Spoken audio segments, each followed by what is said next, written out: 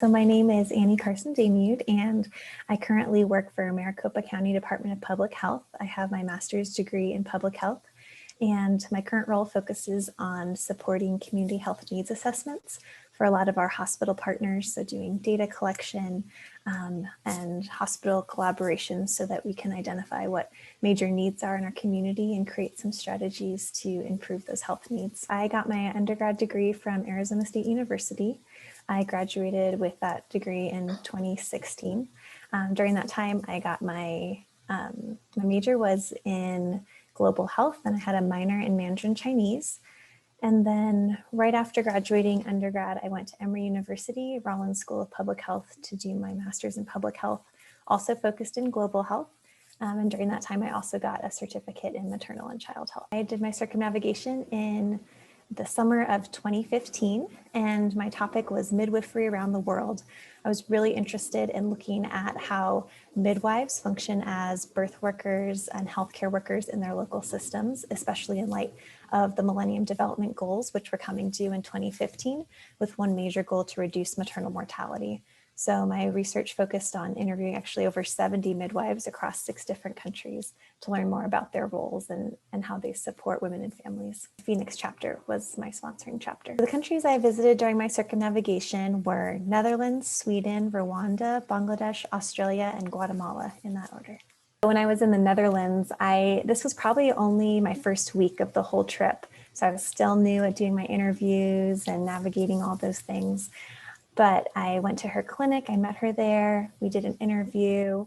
Afterwards, she gave me a tour around the clinic, and then she said, "Do you have any plans for dinner?" And I said, "No, I'm just heading back to my hostel." And she said, "Well, come home with my family." So she got on her bike, and then she had me sit on the little back part of the bike. So I held on with one hand, and she just biked me across town for like 15 minutes to her home, where her husband had prepared dinner, and she had her 2 little kids, and I just got to sit there and eat dinner with them and learn more about not just her professional life, but what that looked like. What is it like being a midwife when you have little kids and you're at home and all that? And it was honestly such a beautiful experience. I'm a big fan of the show Call the Midwife too, where it's all about British midwives in the 1950s riding on bikes to deliver babies.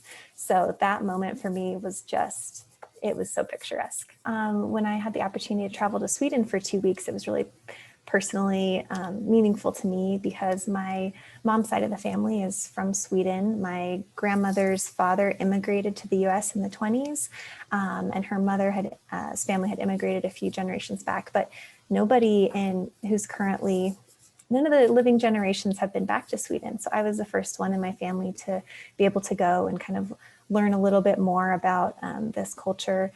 And it's interesting because for us, as some of the Swedish traditions that we carry on are Christmas smorgasbords and making Swedish pancakes, which are kind of like crepes, but of course we always call them Swedish pancakes. One of the most amazing things was my first night there, the Airbnb I stayed at. The host of the Airbnb was just so welcoming, and she said, "Oh, I'll make you pancakes tonight." And then she made Swedish pancakes, and I just was so excited. Of course, you don't call them Swedish pancakes in Sweden, but some of those things just felt familiar and made me appreciate even just those small little heritage pieces that my family had kept up. One of the most amazing things about Swedish midwifery is that Sweden has professionalized and certified midwives for over 200 years. And so they really took the approach back in like 1700s, 1800s, when obstetrics was coming about as more of that male-dominated medical field. Historically, women had really been, the main care providers for the birth space. And so these nurses and midwives, they said, "Hey, we're going to continue to work in this domain of normal, non-high risk birth care." And so they developed training programs and certifications. And so even now, if a person is pregnant and has a low risk pregnancy, their main care provider will be a midwife unless that risk needs to elevate them to the level of an obstetrician. And so to this day, they have that co-relationship with obstetricians that we don't see as much in the US. The US tends to have that more obstetric-centric hierarchy. And so that was one thing that I really found interesting in Sweden. And I just appreciated that's a model where that certification and regulation from early on worked very well for their current working relationships. I mean, right, we see some of those Scandinavian countries having the highest level of gender equity.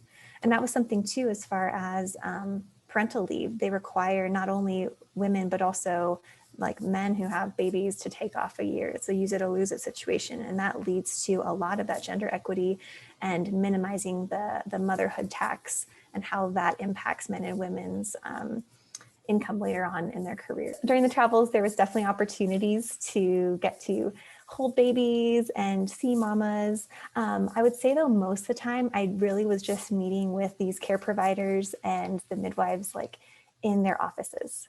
So it was kind of more that professional space when they're in their office. But then a few of the places had different birth clinics. So when I was in Rwanda, for example, the midwife that I stayed with was actually a Canadian midwife who was living in Rwanda. And they had set up this kind of like a prenatal clinic that was in a lower income area. And so I got to go shadow there for several of the days and got to be there and watch some of the appointments. And when they brought their babies back for their postnatal checks, got to hold some babies. And it's just such a privilege. I mean, especially knowing that I'm a stranger coming in. I really appreciate that opportunity to get to meet these new mamas and, be so excited for them. And I think just looking back, I do have some albums of me and babies from many different countries. And of course, always respecting that only if the moms cared for this foreigner to come hold their baby. But it was so special. And it is interesting to think about some of those. There were some specific moms in specific situations that were, I was right there when, a visit was happening. And I think now, wow, those babies are 6 years old. That's really interesting. And yeah, I think it just is inspiring and wonderful, and people are strong. And that was something that I really have that takeaway with. I was in Rwanda. I was invited to a local wedding, and it was this beautiful event where we all dressed up, and there was just these wonderful, everybody was just in these beautiful clothes. And the weddings, as I understand it, were typically several day events. So the day that we got invited to was the day when the bride's family and the groom's family was having a discussion and debate about the terms of the wedding. And so in this situation, if I'm remembering correctly, it was the bride's uncle had to ask a lot of questions of the groom's family. And had to challenge them. And it was a bit of a performance in a way of this debate that they had going back and forth, and lots of explanations about what was going to happen and how she'd be taken care of and those things. So because I don't speak Kinyarwandan, it was a little hard to follow the details, but still really special to be there. And we ate amazing food afterwards. And yeah, with all of those things, I think I was just very amazed at how welcomed I was, again, as a stranger coming in. But that was a really fun tradition to get to be a part of. So when I was in Bangladesh for a couple of weeks, I had the great privilege to be at a hospital and school and research center way out in rural Bangladesh. Just this amazing community where a lot of expats came and worked, and a lot of local people came and worked. And they just had this great integration of the research, the education, and the clinical care. And so there was a couple days that they invited me to come shadow. So I got to go in and watch as women labored and had their babies. The facilities there were pretty cramped. Everybody had about a bed and a couple curtains on either side of them. So it was, to my understanding, it was one of the only hospitals in the area. So a lot of people would have their babies at home if they could, but if not, they came here. So they did get checked on quite a bit, but it was very busy, very crowded. And so it was just amazing, though. A lot of the women had like a sister or a mother right there with them, supporting them. Because the staffing was low, it was really essential for them to have that support person with them to be encouraging them. And then I also one of the births did require that risk elevation and did require a cesarean section. So I had that opportunity to go and to watch that procedure. And it was intensive, but it was effective. And I just think it opened my eyes to that whole realm of what does it look like to be working in that clinical setting, and to be providing just that high level of care in an area where there's not a lot of options. So that's something that I think that kind of birth is a very sacred space. And so I do really feel privileged to have that opportunity, just as an observer and a learner, to see how those practitioners care for the women in that community. Avocado farm in Guatemala, where I stayed for a weekend, was such a fun and just neat place to relax. One really neat thing is when I was in Guatemala, I was connected with Elizabeth Larson, she was a circumnavigator scholar the year before me. And she had been working in Guatemala in that year after she graduated. So she actually provided a lot of that connection for me when I was in Guatemala, for the people that I got to meet and interview. So we took a weekend just to kind of relax and get away. But this farm, it specialized in everything avocado. So they had avocado smoothies and avocado ice cream, and just everything there was avocado related. There was a big forest where you could go and you could pick your own avocados. We stayed in these little like bungalow style houses that had all these, it was very cozy and camp-like. A lot of expats there hanging out, doing yoga and just kind of chilling in hammocks. So that was pretty, it was interesting to kind of get a sense of that. Hanging out with other people who are kind of touring around, but hanging out in this country. And it was a good time. When I was in I believe it was the Kenyan airport, I sat down. I was exhausted. It was one of those overnight flights. I sat down at a little rest, just like a little bar for cafe to get some coffee. And a couple guys sat next to me, and they were chatting, and I had no idea who they were, but we kind of just started talking. They asked me like, "Oh, what are you doing here?" And I explained that I was doing some research. And then the other guys were like, "Oh, interesting." I was like, "What are you doing there?" And they're like, "Oh, we're coming back from a game." And so then the guy explains his name. He says, "My name is Emmanuel Mayuka, and I play for the Zambian soccer team." And at that point, I wasn't very soccer literate, so I still didn't really know who that was. But we were chatting, and he told me his dream about building a hospital, and that he really wanted to invest a lot of his money into pouring back into the community and doing work. So he gave me his WhatsApp, and so we chatted a bit about the work I was doing and his work back home, and then later came to find out, oh, this person is a famous soccer player. So that was really exciting. I just found this person to be so really down to earth and really inspiring with those dreams that he wanted to bring back to his community. When I was in Bangladesh, I was there during the time of Ramadan, which means that people who are Muslim, they would not typically be eating during the day hours when the sun is out. And so in the evenings, they'd break their fast with a meal called iftar. And so a lot of the people that I was working with at the research center and at the clinic were fasting all day long, which I think I was so amazed and impressed by watching their stamina and the fact that they were, showing up every day and working so hard in the midst of that. But one evening I was invited to come home with one of the people who worked in the research center. And so we rode in there's many different, Sanloon tuk-tuk. I think tuk-tuk is what they're called in Bangladesh. One of the bikes with the seat on the back. So we rode to her house and got to experience this meal. Had to wear our scarves over our heads in a certain way, but got to sit there on the floor with her daughter and share this meal together, which was just really, once again, one of these opportunities where I was just really amazed by the welcoming of this family to have us come and enjoy all this wonderful food. And so I think that gave me just a big appreciation for that cycle, and because that's not my faith tradition, but learning about what that looks like for people in the midst of when they're also still doing their work as well. When I was in Bangladesh, I was taking a plane from Dhaka out to the rural area where the research hospital and school was. And I was told by my advisor, because my advisor back at ASU often goes and works at that research place. That was actually the first year that they had plane flights out there. Previously, you had to take a 2-day train trip. So I was excited. I said, okay, you know, there's, especially in this fast-paced trip, there's not a lot of time to waste. I'm happy to take a 1-hour flight out there. It was a small plane, not super small, probably one of the, you know, it could probably sit 40, 50 people in it, but still a smaller size of a plane.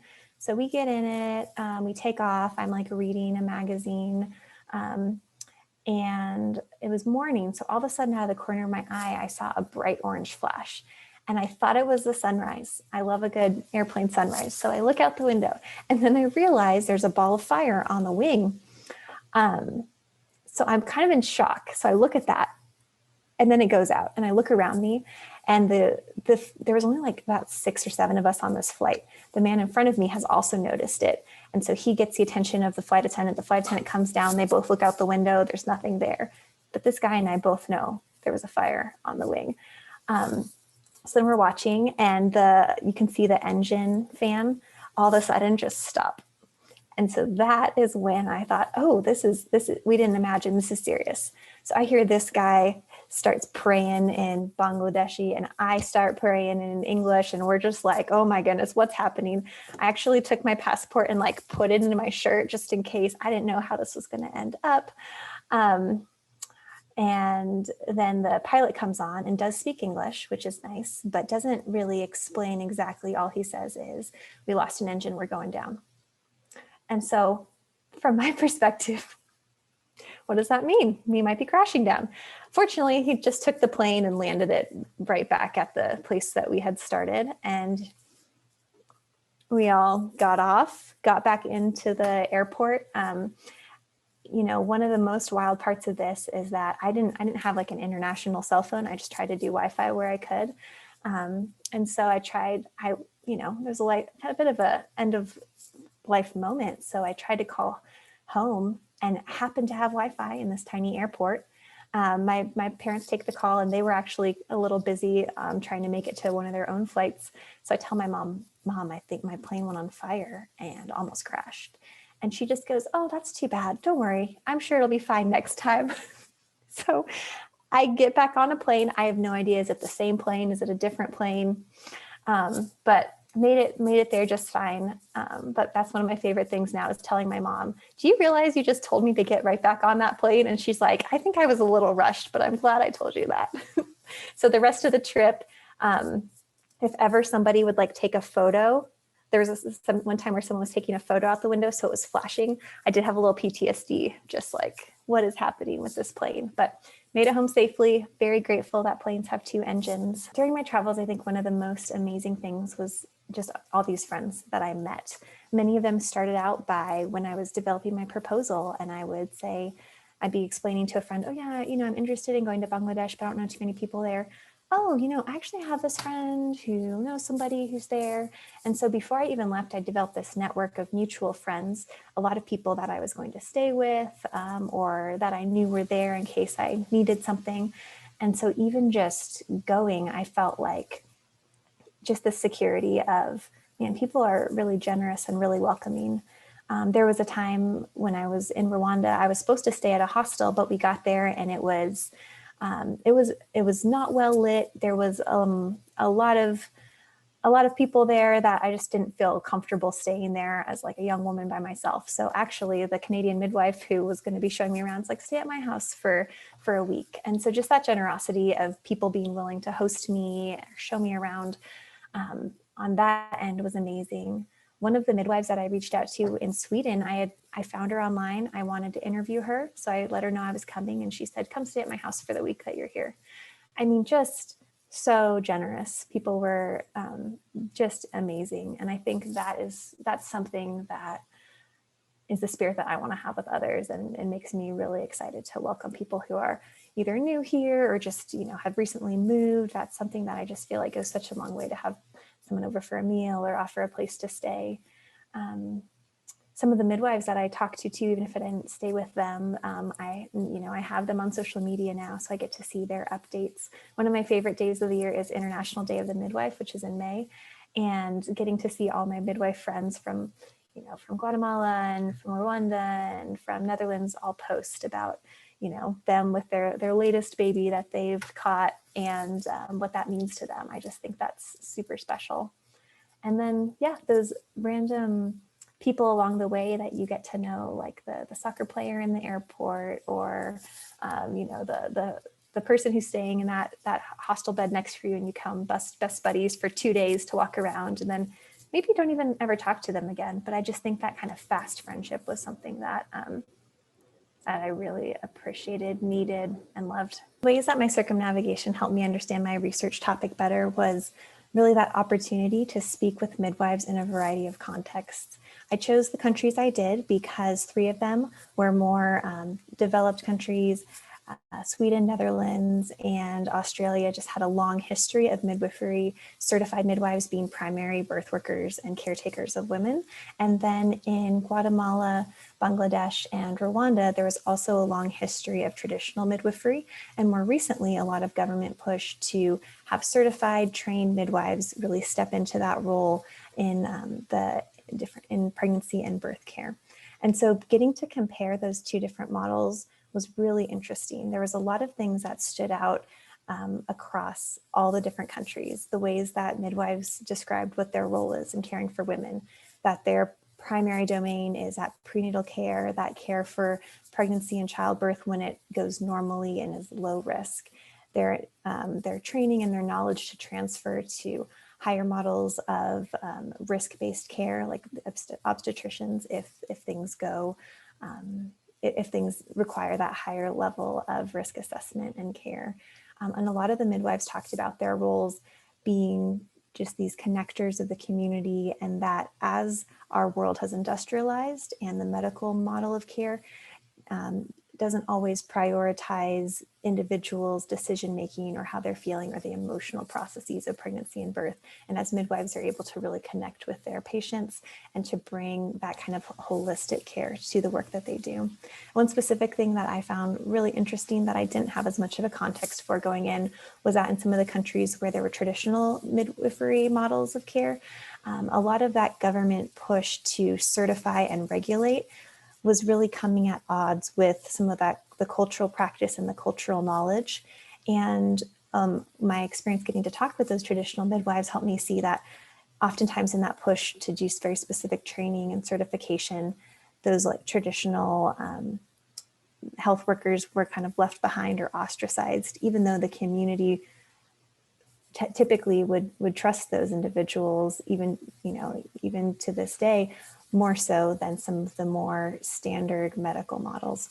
And so I just thought that there was these opportunities as we push for, let's certify this profession, let's do more training. How do we bring in those, that deep historical cultural knowledge and trust that's really central to good community care and good birth care? The academic year after my circumnavigation was such a fantastic year. I came back with this great experience, a ton of data for me to process into my undergrad thesis, and just excitement about what I wanted to do next for grad school, and really what I wanted to do to share the experience I had. So on the research front, I was able to come learn a lot about qualitative analysis, write my undergrad thesis, present that, defend that just for some of those academic requirements. But especially after that opportunity to speak to so many amazing people, I really wanted to get that information out there in different ways. So I had the opportunity to go to 2 different academic conferences that year. And one of them was specifically about midwifery in the US, and one was specifically a global health conference. And at both of those, I was able to give presentations and to talk about my work, which was just an amazing way to connect with so many other people who are working in a similar field. We had a local TED Talk-esque opportunity where I did a 5-minute story about midwifery around the world, which was just a great opportunity to kind of condense the work that I had done and the experiences and share that in a little bit less academic of a setting. And then it just made the next steps for applying to grad school really clear. I identified some different programs that would align well with my interests. I had a lot of that experience to say what I was interested in and what I wanted to do next. And so as far as that direction for the next step, that was very successful and very, I think, an easy path to figure out what was next and what those opportunities would be. And then lastly, I knew the kind of classes that I wanted to take to learn more about some of the research skills that I had maybe wanted more of before I went on my trip, or some of the topics that I felt like I could engage with at a deeper level. So overall, it was just a really great way to actually be even more engaged and more plugged in that last year of college, even though by that point, a lot of the requirements were met for my degree program. I think I could really take advantage of that last year at the university. I have worked with at least 2 other students who have been interested in the Circumnavigators grant, and it been a very neat opportunity to get to hear their vision, their research question, to share about my experience. Again, the scale of this project is very huge for, I think, an undergraduate student. And the further I got in my education, in my master's degree and beyond, realizing just what an amazing opportunity it is. And so that experience of working with students who were developing their proposal, it was exciting for me. I felt like I could help them to kind of really target their specific questions, because I knew I came in with big questions. How does midwifery work in different countries? And you can't answer such a big question and when you have so many different people that you're talking to. So that idea of focusing that question to be something that was tangible and answerable is one way that I've been able to work with some of those students. And I believe at least one of them was awarded one of the travel awards. As far as my career, so after graduating with my master's in public health in 2018, I really wanted to focus on community health and maternal and child health. My circumnavigation really helped me see that the best way that I could use my own talents and what I wanted to pursue in my career was the public health systems end of maternal and child health and community health. So during my time in grad school, I had the opportunity to work at the CDC maternal and child health team, where I was able to do some research with them on better calculating maternal mortality data through improving data quality on the pregnancy checkbox in death certificates. So that was a really amazing opportunity to get to work with many different states, learning about their quality assurance process. I also got to do that research and publication. So coming out of grad school, I was really interested in continuing to contribute to local community health. So the next 3 years, I worked at a rural health department in Arizona called Pinal County Public Health. I was a data analyst there, so I got to support all different programs in the department, from infectious disease work to family planning and clinics to community health needs assessments and reports. So I was working in that health department when the COVID-19 pandemic hit, and I got to really use my skill set to do a lot of the data management to make sure that our COVID-19 cases were tracked appropriately, followed up on, and create systems that, especially for a rural health department with not a ton of that technical infrastructure, how can we create systems that worked well and were sustainable? And then most recently, so actually it was just a few months ago that I started my work at Maricopa County Public Health, which is one of the largest counties in the US. And so now I've been able to focus more so on community health needs assessments and how we can come together with our hospital partners to identify the major needs in the community and work for strategies. And one other thing is because my work in public health is not directly working on maternal health, I, over the past couple of years, have been pursuing that maternal health passion by being trained as a childbirth doula. So as a doula, my role is to support families and birthing people through education, physical support through the pregnancy and their birth experience. So that's something that I'm working on my certification for. And so I've really been enjoying that ability to work on public health systems and that maternal health direct practice at the same time. Yeah, I think that the ways that the circumnavigation impacted me professionally was it gave me that launching point to just dive into something I'd been interested in for some time. It gave me a lot of confidence. Again, as I went on and got more education and have been now working in public health for 3 years, I'm really amazed by that opportunity, that caliber of investigation and inquiry that we were encouraged to do, getting that funding again as an undergrad. It really set me up to be confident in pursuing the things that I'm interested in, to go and try brand new things, brand new ways of researching. It was very humbling as well to try new things, and sometimes it succeeded and sometimes it failed, but there was 12 more weeks of the trip, so we just got to learn and go. The complexity of it and that follow through, coming home with all that experience and data, wanting to do something with it, that's something that has really stuck with me professionally as well. I find that even being still very young in my career in public health, I've had the opportunity to lead many complex projects, even the way that I was able to work on the COVID-19 investigation and data management at my local county. I feel like that confidence in the logistics that I really had to develop doing the circumnavigation has been just so helpful working in that field. And then as far as professional track wise, I think the ability to try research, to observe clinical settings, to find that public health right now, that systems work is really, I think, my niche, but also to get to explore how do I want to be intentional about the way that I engage in maternal health. And, again, in this recent birth doula journey, when I think back to all of the different birth workers that I met and the different ways that they played a role in the maternal healthcare systems, it just helped me be really creative with how I want to adapt my career and do several different ways of engaging in the public health system. So that's all just really, I think, stemmed from that experience that I'm very grateful for. The circumnavigation helped me understand myself in many ways. Frankly, the logistics of planning such an intensive trip and getting to do it by myself just helped me see that I'm flexible, that I'm adaptable. Even though I was very organized going into it, things change. And I was able to see that I could think on my feet to make new decisions and reach out to people. I did find that I had just wonderful connections made. So friends of friends of friends, or people that were interested in research that I was doing, were just so generous and welcoming. And I think I just found my passion to continue to connect with people like that. And then professionally, I went into this experience not really sure what my next step would be after getting my bachelor's degree. I was considering going to medical school, becoming an obstetrician. I was considering going the route of becoming a certified nurse midwife. I was also looking at the public health research systems.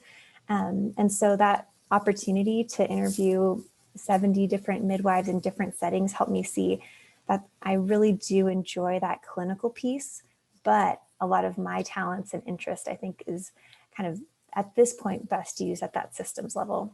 So after that experience of doing that research and finding that that was something I really liked and enjoyed, it really just helped me set me on that next track to pursue work in public health, but also fostered that interest in birth that I've been able to tap back into recently in my journey to become a certified birth doula. My circumnavigation trip helped me with myself as a female and leaning into all that means. So much because, especially of my topic, getting to go to these different countries, meeting women who were pregnant and giving birth, meeting mostly women. I did meet one male midwife, which was super cool. That was in Rwanda. But meeting the women who care for those women and care for those families, I think it just helped me see how important it is to live into one's whole self, to live into one's power and one's identity. And I think that a lot of the ways we approach things in the US when it comes to the important moments of healthcare, women's healthcare, birth, it's all about just the healthy or not healthy, safe or not safe. And that is important, but it should be a critical tenet and more. And we should be able to say, what is it? How do people make decisions with their own bodies and their own processes? How do they choose the community that comes around them in these important moments? And so I think that's given me confidence about, who I am and who I can be as a member of society. And the strength of these women, and hearing stories and stories of different births that were hard or challenging and that people got through. I think I'm very amazed and very, yeah, it makes me feel happy to be a woman in a world of many strong women. If I look at the circumnavigation experience I had and think about what it means to be an earthling, I'd say the opportunity to travel around the world in 13 weeks helped me see how connected we are, how places and cultures are really different, but there's so much that connects us. That there's a lot of diversity of ideas and opinions, but a lot of people's values and their hearts and their openness and what excites them and what's important to them is all the same. There's just different ways we go about things. There's so much we can learn from one another. And to me, it makes me feel more connected. It helps me get outside of my American bubble, helps me see other ways that I can learn about how to do things differently, how to care for the world better, how to serve better. And yeah, it just makes me really grateful to be a part of such an amazing world. Advice that I would give to future scholars is to really use your networks. So when you're developing your proposal, when you're still planning out your trip, talk to the people that have traveled, talk to people that have friends or family in other places. That's just such a great way to, you're bound to make a connection of somebody who's either been there in the past and can give you tips, or somebody who currently lives there. And that is it's so helpful to have a few people in each place that you're going ahead of time. I did a lot of cold emailing. So I would just find midwives or clinics or, healthcare related people online and just say, hey, here's who I am. Here's what I'm interested in doing. Would you have time to speak with me, if I come out this summer? And so many people were just really receptive and really flexible. And then they would give ideas about who else you could talk to in this area, that kind of thing. So that, I think, before the trip was all really helpful. Another thing would just be, I think, traveling as a woman alone. There's, safety considerations. And so I also did always make sure that I had some, touch points, people that I knew in the area. A lot of it is the common sense stuff. I think, especially if you've traveled as a woman before, not being out late by yourself at night, being careful with how you interact to people. I'm typically a very warm and engaging person, but I think developing a bit of just a protective, even just that air about oneself, about not giving away too much information about where you're staying or this or that, I found to be protective when I'm just out and about getting food or grabbing groceries. Overall, I felt safe, but a lot of that was just because I had traveled quite a bit before. So I knew the things of where was okay or not okay for me to go when I did need to have even particularly like a male person be with me to go do introductions, especially if I was going to a remote area. Those are all things that, especially if you are traveling in countries that have higher rates of crime or violence against women, I feel like the people that you'll know there are also just amazing at giving you tips. What are the cultural appropriate things to do, to wear, to say, those kind of things. And so I would really find some people that you can rely on and take their advice. Another thing I just found difficult was how to pack for all these different climates. I know I ended up packing too much. And so I have this one, my first day in the Netherlands, a rather heavy suitcase, and all of the stairs were just like very tiny and very high. And like trying to get that up by myself was tough. I did get a lot stronger that trip, but I would just say, I think there's even more options now, but ways to find versatile clothing to wear, or just plan to get stuff when you go there and then donate it. I don't know. I think getting creative and packing less is also always good. That's kind of a basic travel thing though. And then lastly, I would just say, take the opportunity to really invest in the community that you're at. So through the travel grant, that funding that we get, you really can budget it well. And I'd say to prioritize paying the people who assist you well, people who are translating for you, people who are, especially locals who are hosting you or helping you out or helping you find a way around. It's an opportunity for us to reinvest in those communities. And because at the end of the day, I think we're really getting the most out of the trip. We're learning the most. It's helping us meet academic requirements.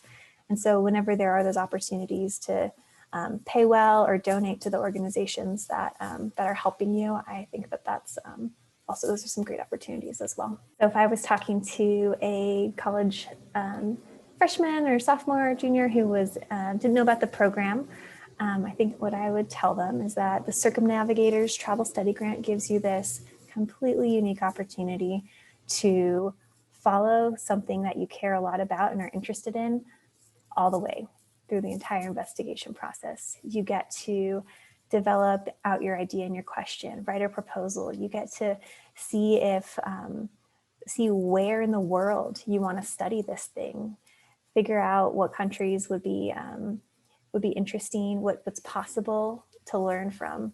And then if you make it through the process and you're selected, then the work actually really begins, and you get to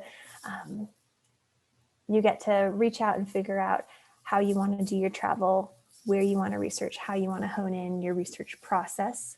You get to go on this awesome trip around the world, at least 5 different continents in a short amount of time, and not only test yourself and see kind of how you handle that, but just get blown away by the different people that you meet and the things that you learn.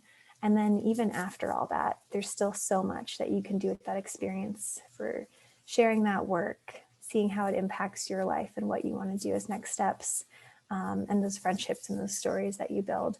Just an amazing opportunity. I always tell people, even if they don't get to the next stage in the process, that experience of developing a proposal is so useful, just to help figure out what you're interested in to use for your own research or thesis, even if you don't have that experience of traveling. And so I just encourage people to go through the process, try it, see, because I think things will really open up for you that just felt too far out of reach or expensive or, just improbable for someone at our stage in education. I think my impressions of being part of this 50-year history of the Around the World grant program is just such gratitude. The experience, the opportunity, I think the way that this grant program, this foundation was set up to just pour into and inspire that curiosity and that passion of young people is phenomenal. It's something that I wish everybody had the opportunity to experience, because just that curiosity and the amount you learn is incredible. And so I feel very humbled and very honored to be a recipient of this award, to have had those experiences that I know I would not have been able to have otherwise. I am excited to hear more about everybody else's experience and how that has transformed them over, the 50 years since the grant has been around. And I really hope this continues. I hope it continues for a very long time.